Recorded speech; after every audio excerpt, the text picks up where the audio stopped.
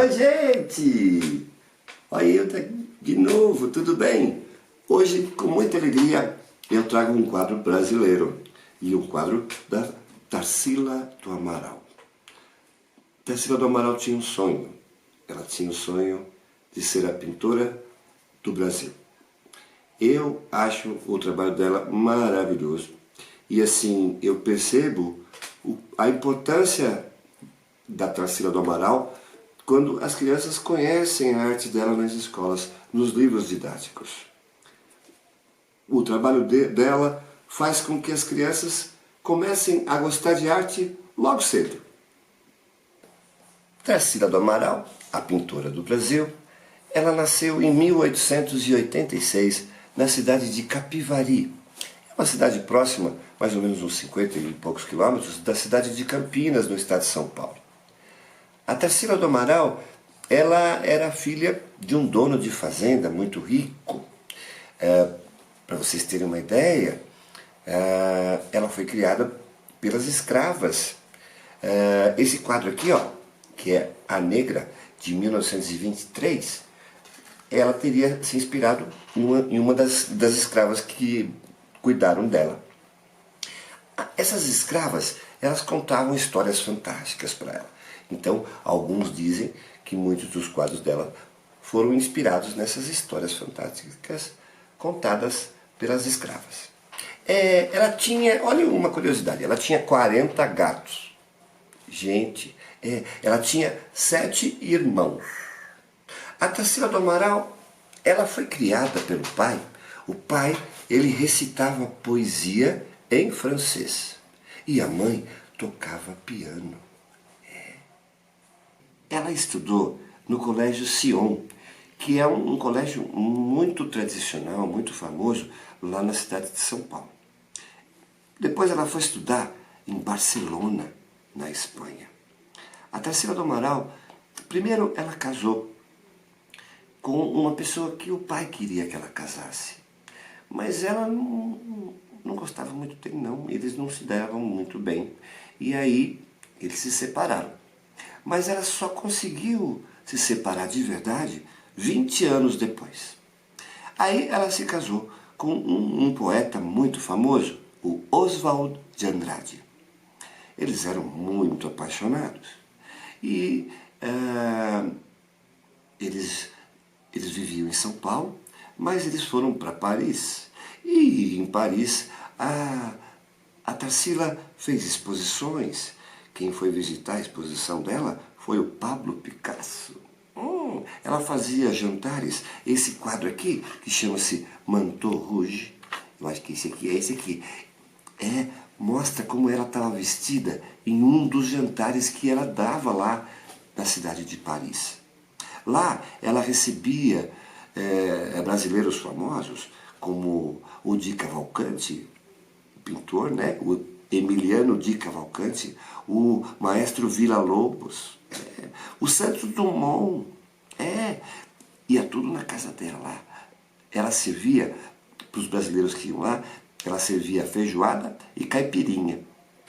Ela só começou a estudar arte de verdade depois que ela se separou desse primeiro marido. Aí, já com o Oswald de Andrade, ela se apaixonou pela arte e por ele. Ela foi aluna de um pintor brasileiro muito famoso, chamado Pedro Alexandrino. Em Paris, ela estudou na Academia Julian. Um pintor famoso que estudou lá foi o Henri Matisse, entre muitos outros. Ela também foi aluna lá em Paris de um pintor cubista, chamado Fernand Léger, que a gente também vai conhecer daqui para frente, tá bom? A Tarsila do Amaral começou a usar essas cores fortes quando ela foi conhecer Minas Gerais. Os professores dela diziam que ela usava cores caipiras, mas ela insistiu e falou, não, eu vou continuar usando. E ela continuou. Ela pintou o Abapuru em 1928. É um óleo sobre tela e o tamanho dele é 85 por 73 centímetros. Acredita-se que é um autorretrato da Tarsila do Amaral. ela pode ter se inspirado um pouco nas histórias fantásticas contadas pelas escravas que cuidavam dela quando criança, mas acredita-se que é um autorretrato. Por quê? Porque ela tinha, no ateliê dela, no ateliê e casa que ela morava em São Paulo, ela tinha um espelho que ficava inclinado. E ela, normalmente, em dias de muito calor, ela ficava nua ou com uma roupa muito colada ao corpo. Então, esse espelho, se ela tivesse ficado nessa posição, frente a esse espelho que estava no ateliê dela, ela teria essa imagem. E aí ela pode ter tido essa ideia olhando para o espelho. Também acredita-se que é um autorretrato, porque esse autorretrato que ela... O autorretrato a gente sabe, né? É quando a gente pinta um retrato da gente mesmo. Vejam que é muito parecido. Isso aqui ela pintou em 1924. É muito parecido com a cabeça que ela fez aqui, do Apapuru. Esse quadro ela pintou para dar de presente para o marido dela, o Oswald de Andrade. Ele fez aniversário no dia 11 de janeiro de 1928. Quando ele recebeu o quadro, ele disse: "Esse quadro é excepcional. É o homem plantado na terra." O Oswald de Andrade ficou tão fascinado com o presente lindo que ele tinha ganho, que ele chamou um amigo para ver o quadro. Esse amigo era o poeta Raul Bop. Eles acharam que o quadro era tão poderoso, que poderia, inclusive, dar início a um movimento artístico brasileiro. A Tarsila, ela lembrou que ela tinha um dicionário, que era do pai dela, um dicionário indígena Tupi-Guarani. E ela foi olhar no dicionário e achou a palavra Abapuru. Abá quer dizer homem e Puru que come. Aí isso tem a ver com antropofagia. Antropofagia. Antropófago é quem come carne de gente. Seria um canibal. Mas, tio Silvio, o que antropofagia tem a ver com arte? Para a gente entender o que o Oswald de Andrade e o Raul Bop pensaram, a gente tem que entender que nessa época, 1928, a arte brasileira ela não era assim reconhecida. Não se achava que a arte brasileira tinha valor. Todo mundo queria comprar arte feita na Europa. E aí os artistas brasileiros ficavam muito tristes com isso. Quando eles pensaram no Abapuru e em criar o movimento antropofágico, eles imaginavam o Abapuru como a arte brasileira engolindo, devorando a arte da Europa.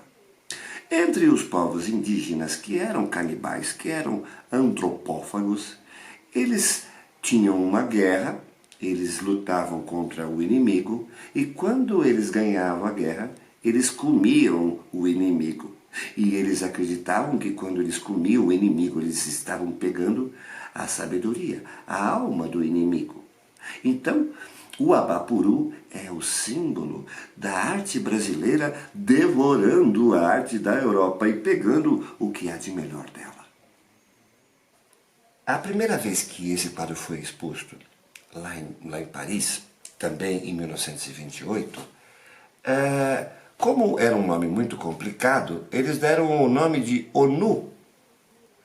E aí, isso aumentou a possibilidade de ser um autorretrato da Tarsila também.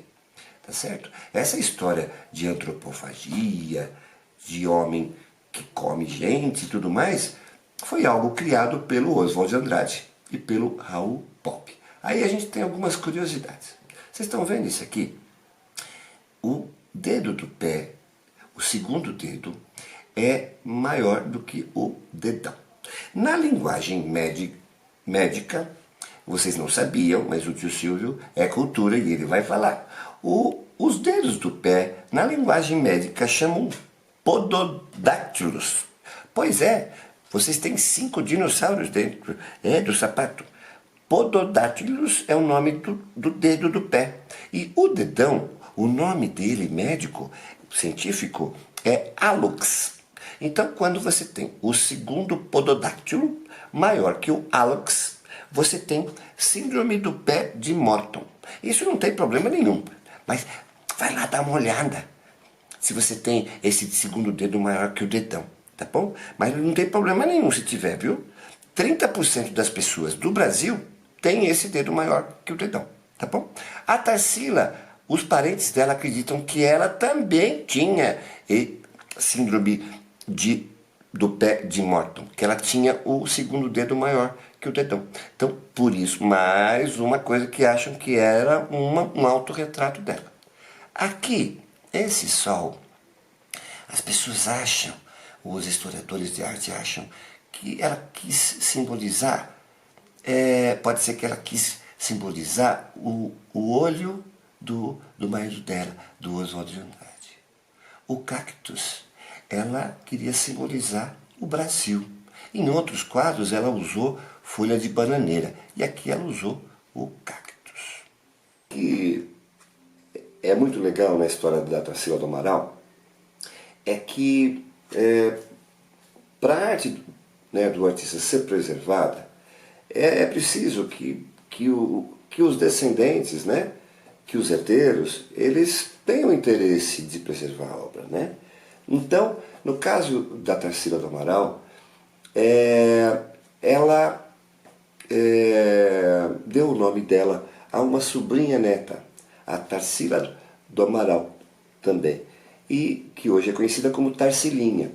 E a Tarsilinha toma conta da carreira, né, dos quadros da tia, das exposições. Então isso ajuda muito, né, porque preserva a obra, né, preserva o nome do artista. Bom, voltando um pouco na história do Apapuru. A Tarsila ficou casada com o Oswald de Andrade. E aí eles acabaram se separando. Só que o Oswald de Andrade era dono do quadro porque ele tinha ganho de aniversário. Mas ele sabia que o quadro era o quadro mais importante da carreira da Tarsila. Então ele não achou justo levar o quadro embora. Só que a Tarsila, para compensar ele, deu um quadro muito importante da coleção dela, que era um Giorgio de Chirico. É um artista da Europa que era italiano e grego. O Giorgio de Chirico é de um movimento, de uma escola chamada Surrealismo. Aí tem uma história com relação à venda do quadro. A Tarsila do Amaral, como eu disse, ela tinha um sonho, e que se realizou, muito bem realizado, né? De ser a pintora do Brasil. E a Tarsila, ela queria que o quadro mais famoso dela, o mais importante, ficasse no Museu Brasileiro. Então, na hora de vender, ela conversou com o Pietro Maria Bardi. É um arquiteto e marchand que tomou conta do MASP, Museu de Arte de São Paulo. Ele praticamente montou o MASP. E o Pietro Maria Bardi já tinha comprado alguns objetos pessoais da Tarsila, já tinha comprado um outro quadro importante da Tarsila, e chegou a dizer para a Tarsila, Tarsila, nós precisamos ter um museu Tarsila, né? E a Tarsila vendeu o quadro para ele por um preço mais baixo, acreditando, ela deve ter acreditado que assim ela deixaria o quadro no Brasil. Só que o Pietro Maria Bardi vendeu para um empresário, e esse empresário vendeu para outro empresário. E o que aconteceu? O quadro acabou indo para o leilão, que é um leilão famoso chamado Christie's. E lá ele foi vendido por $1.350.000, que com as comissões, as taxas, foi para $1,5 milhão, mais ou menos. E ele vendeu por um empresário argentino chamado Eduardo Constantini. O Eduardo Constantini é um empresário riquíssimo só pode, né? E ele doou o quadro, quer dizer, ele doou não, ele empresta o quadro e cedeu o quadro para o MAUBA, Museu de Arte Latino-Americano, que está em Buenos Aires. Então, o principal quadro brasileiro, o mais famoso quadro brasileiro, está na Argentina. Gente, e nesse primeiro programa com arte brasileira, eu quero agradecer primeiro a uma dupla de dois que está realizando um sonho muito grande da minha vida. É o Caio Buni, que é o senhor diretor, que eu brinco sempre, tá? Que é responsável pelas imagens e pela edição. E a Aline Badari, que ela é produtora, né? E ela me ajuda com conteúdo e também cuida da parte pedagógica para que a gente possa passar o melhor para a criançada, tá? E para os adultos também, tá bom? Eu também quero fazer uma homenagem singela a dois personagens da TV brasileira que com toda certeza me inspiraram a ser artista plástico. Eu estou falando de Daniel Azulay e de Chiquinho Brandão, que era conhecido como o professor Parapopó do programa Bambalalão, na TV Cultura. Os dois falavam de arte de uma maneira cativante e que devem ter inspirado muitos criativos do Brasil afora. Gente, então é isso. Estou muito feliz de estar levando para vocês Tarsila do Amaral. Tchau! Ah, não esquece, curte e se inscreve no canal. Tchau, gente. Tarsila do Amaral, se inscreve no canal. Senhor diretor, quer dizer que eu falei 15 minutos seguidos, o pessoal me dizer que tinha acabado a bateria. Eu tenho que falar tudo de novo, o senhor tem certeza disso? O senhor está certo disso mesmo?